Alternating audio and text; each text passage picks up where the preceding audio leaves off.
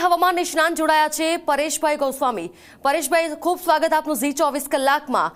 થોડીવાર પહેલા જ પત્રકાર પરિષદ કરવામાં આવી અને મનોરમા મોહંતી દ્વારા કહેવામાં આવ્યું છે એક નવી અપડેટ છે કે હવે વાવાઝોડાએ તેની ગતિ વધારી છે, 10 કિલોમીટર પ્રતિ કલાકની ઝડપે આગળ વધી રહ્યું છે અને પહેલા જે તારીખ હતી કે બપોરે ટકરાશે અને હવે તેમાં પણ બદલાવ આવ્યો છે કે હવે સમય સાંજ સુધી થયો છે તે વાત સામે આવી છે। આપને શું લાગી રહ્યું છે?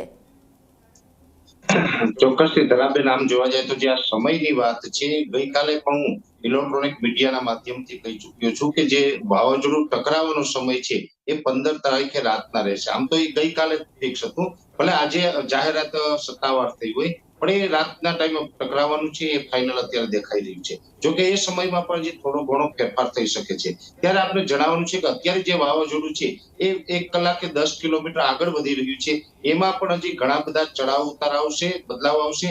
આ વાવાઝોડું પહેલી વખત એવું બની રહ્યું છે કે એને જે આગળ વધવાની જે ગતિ હોય છે એ વારંવાર બદલી રહ્યું છે। ક્યારેક 3 કિલોમીટર થાય છે, ક્યારેક 4-5 કિલોમીટર હોય છે, તો ક્યારેક 8 થી 10 કિલોમીટર હોય છે। એટલે અત્યારે જે 1 કલાકે 10 કિલોમીટર આગળ વધી રહ્યું છે તેમાં પણ હજી ઘટાડો નોંધાઈ શકે છે, ફરીથી પાછી સ્પીડ વધી શકે છે। એ બદલાવો આવતા 15 તારીખ રાત સુધીમાં આ વાવાઝોડું છે એ પશ્ચિમ કચ્છ અને પાકિસ્તાનના અમુક ભાગો પર લેન્ડ થઈ અને ઉત્તર પૂર્વનો કર્વ લઈ અને રાજસ્થાન તરફ નીકળે તેવી શક્યતાઓ છે। ખાસ કરીને જે આ વાવાઝોડાની તીવ્રતા છે બેન, એ અતિ ભયાનક છે। જોકે રાહતના સમાચાર એ છે કે આ એક્સ્ટ્રીમલી સિવિયર સાયક્લોન હતું એ હવે વેરી સિવિયર સાયક્લોનની કેટેગરીમાં આવ્યું છે। વેરી સિવિયર સાયક્લોનની કેટેગરી છે એ પણ કોઈ સામાન્ય ન ગણી શકાય। એ વેરી સિવિયર સાયક્લોનની કેટેગરીમાં પણ અત્યારે 140 થી લઈને 155 કિલોમીટરની ઝડપે પવન ફૂંકાઈ રહ્યા છે, એટલે એ સામાન્ય સાયક્લોન કરતા થોડુંક વધારે મજબૂત ગણી શકાય। ચોક્કસથી વાત છે કે જ્યારે પણ આ સાયક્લોન છે એ ધીમે ધીમે આગળ વધતું હતું ત્યારે એક આપણું અનુમાન હતું કે જેમ જેમ સૌરાષ્ટ્ર અને કચ્છના દરિયાકાંઠા નજીક આવતું જશે એમ થોડુંક નબળું પડશે। અત્યારે આ વેરી સિવિયર સાયક્લોનની કેટેગરી છે, પણ આ સાયક્લોન છે એ 15 તારીખે સવાર સુધીમાં હજી પણ આ નબળું પડશે અને વેરી સિવિયર સાયક્લોનમાંથી પરિવર્તિત થઈ અને સિવિયર સાયક્લોનની કેટેગરી પ્રાપ્ત કરશે। એટલે આની જે સ્પીડ છે હજી પણ ઘટવાની સંભાવનાઓ દેખાઈ રહી છે। અને જ્યારે આ લેન્ડ કરશે ત્યારે લેન્ડિંગ વખતે પશ્ચિમ કચ્છના ભાગો અને પાકિસ્તાનના ભાગો ઉપર 120 થી લઈને 135 ની ઝડપે લેન્ડફોલ થાય તેવું એક અનુમાન છે। આજની તારીખે વાત કરવા જઈએ તો ગઈકાલ અને આજે રાત સુધીમાં સૌરાષ્ટ્રના ઘણા બધા વિસ્તારોમાં જે વરસાદ નોંધાયો છે,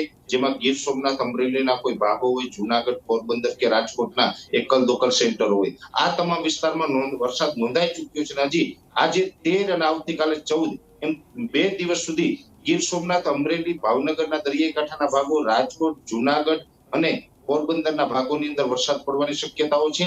14, 15 અને 16 આ 3 દિવસ છે, એ 3 દિવસ દરમિયાન મોરબી, જામનગર, દ્વારકા અને પોરબંદર આ ત્રણેય સેન્ટરોની અંદર વરસાદ જોવા મળે તેવું અનુમાન છે। અને ખાસ કરીને સૌરાષ્ટ્રની અંદર સૌથી વધારે વરસાદ છે ધરાબેન દ્વારકા અને જામનગર જિલ્લાની અંદર જોવા મળે। લગભગ દ્વારકા અને જામનગરની અંદર 10 ઇંચ કરતા પણ ઉપર વરસાદ જાય તેવું અનુમાન છે। અને દ્વારકા, જામનગરની અંદર 14 તારીખથી વરસાદની શરૂઆત થશે અને લગભગ 16-17 તારીખ સુધી એ વરસાદો જોવા મળશે। એ સાથે જે કચ્છમાં જે વિસ્તારોમાં વાવાઝોડું ટકરાવાનું છે એ વાવાઝોડું છે પવનની સ્પીડ તો હશે, પણ એની સાથોસાથ ત્યાં વરસાદની માત્રા છે એ પણ આપણા રાજ્યની અંદર સૌથી વધારે વરસાદની માત્રા છે એ કચ્છ જિલ્લામાં જોવા મળે।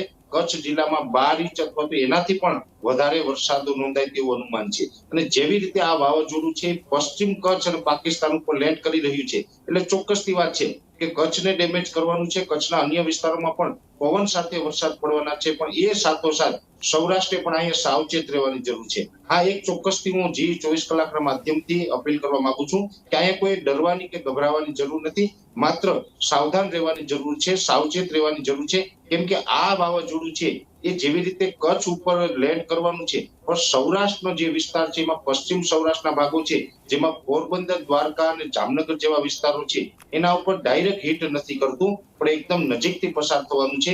એટલે એ વિસ્તારોની અંદર પણ પવનની સ્પીડ છે એ 70 થી લઈને 90 ની થઈ શકે છે। એટલે પવન સાથે વરસાદ પડવાનો છે, ત્યાં આપણે સાવચેત રહેવાનું છે। એ સાથે સૌરાષ્ટ્ર અને કચ્છને અસર કરીને જેવી રીતે ઉત્તર પૂર્વ તરફ કર્વ લઈને આ સાયક્લોન છે એ આગળ નીકળશે, એટલે આમ તો આ સાયક્લોન રાજસ્થાન ઉપર જાય એટલે લગભગ રાજસ્થાનના જોધપુર સુધી આ સાયક્લોનની અસર જોવા મળશે. પણ સાથે સાથે જે આપણે બનાસકાંઠાના ભાગો છે, જે પશ્ચિમ બનાસકાંઠામાં ખાસ કરીને વાવ, થરાદ હોય, સુઈગામ છે, દિયોદર, ભાભર છે, બેચરાજી છે, આ તમામ વિસ્તારોની અંદર પણ સામાન્ય કરતા વધારે વરસાદ નોંધાશે. લગભગ 14, 15 અને 16 તારીખોમાં આ જે પશ્ચિમ બનાસકાંઠાના ભાગોની અંદર 5 થી લઈને 7 ઇંચ સુધીના વરસાદ જોવા મળે અને પશ્ચિમ બનાસકાંઠાના ભાગોમાં વરસાદની સાથે પવનની સ્પીડ છે એ પણ 50 થી લઈને 55 ની રહે એવું એક અમારું હાલ અનુમાન છે. તરાબેન, બિલકુલ પરેશભાઈ, ખાસ કરીને જો વાત કરવામાં આવે તો આ વાવાઝોડું ગુજરાતથી ઘણું બધું દૂર હતું, ત્યારથી તેની અસર વર્તાવાની શરૂ થઈ ચૂકી છે. દરિયામાં કરંટ છે, કોઈ જગ્યા પર પવન છે, વરસાદની શરૂઆત થઈ છે, કેમ કે આ વાવાઝોડાનો ઘેરાવ 500 કિલોમીટરથી વધારેનો છે, તેનું કેન્દ્રબિંદુ જ 50 કિલોમીટરનું છે. એટલે કહી શકાય કે અસર અત્યારથી દૂર છે છતાં પણ દેખાવાની શરૂ થઈ છે. તો જ્યારે ટકરાશે ત્યારે કેટલું ખતરનાક સાબિત થઈ શકે? ચોક્કસથી આમ તો ટકરાશે ને ત્યારનો આખી જે પ્રોસેસ હોય છે ને એ મારે સ્ટેપ બાય સ્ટેપ ધરાબેલ સમજાવી છે. કેમ કે જ્યારે પણ સાયક્લોન ટકરાતું હોય છે ત્યારે સાયક્લોનનો જે ટાઈમ હોય છે, લેન્ડિંગ ટાઈમ હોય છે, એ ખૂબ અગત્યનો હોય છે. જેવી રીતે હું આપને ભૂતકાળમાં લઈ જાઉં તો 17 મે 2021 ના રોજ આપણા સૌરાષ્ટ્રના દરિયાકાંઠે તૌતે નામનું સાયક્લોન જે લેન્ડફોલ થયું હતું, જે દીવથી 15 કિલોમીટર પૂર્વમાં લેન્ડફોલ થયું હતું અને એની તીવ્રતા છે એ પણ સિવિયર સાયક્લોનની કેટેગરી હતી. એટલે તૌતે છે એ પણ સિવિયર સાયક્લોનની કેટેગરીમાં લેન્ડફોલ થયું હતું અને હવે આ જે બિપરજોય છે એ પણ સિવિયર સાયક્લોનની કેટેગરીમાં લેન્ડફોલ થવાનું છે.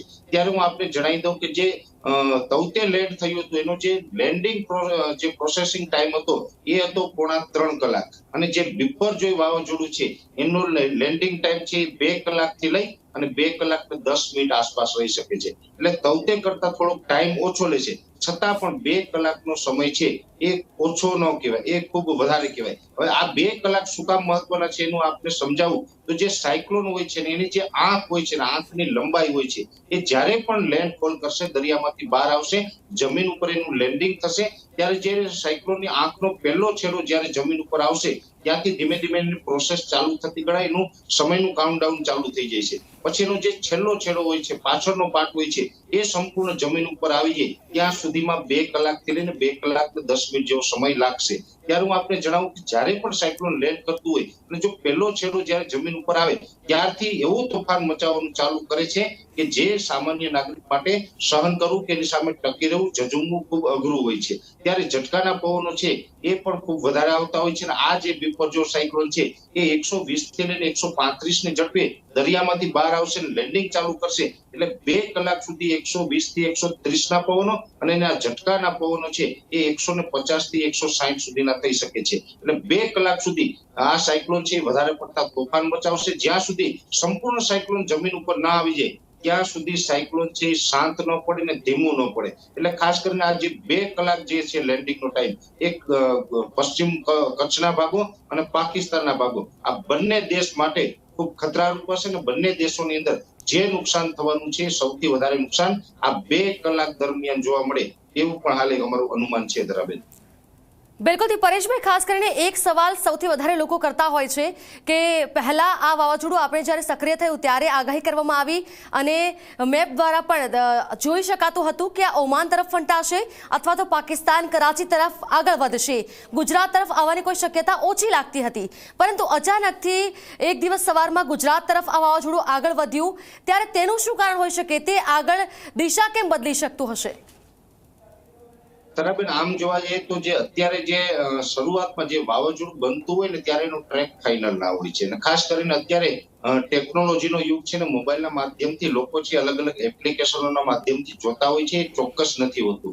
માત્ર એપ્લિકેશનના માધ્યમથી જે સમયે જે દિશાઓ બતાવતી હોય છે એ દિશા હોતી નથી. એના સિવાય પણ ઘણી બધી બાબતો હોય છે. જેવી રીતેના જે પ્રિડિક્શન અમે અલગ અલગ કરતા હોય એની રીતે સાયક્લોન કોઈ પણ આગળ ચાલતું હોય છે ત્યારે એના સામેની સાઈડ કોઈ એન્ટી સાયક્લોન બને, જેમ કે અત્યારે જે સાયક્લોન છે, કોઈ પણ સાયક્લોન હોય એ એન્ટી ક્લોક હોય છે, એટલે કે ઘડિયાળની ઉત્તમી દિશામાં ફરતું હોય છે.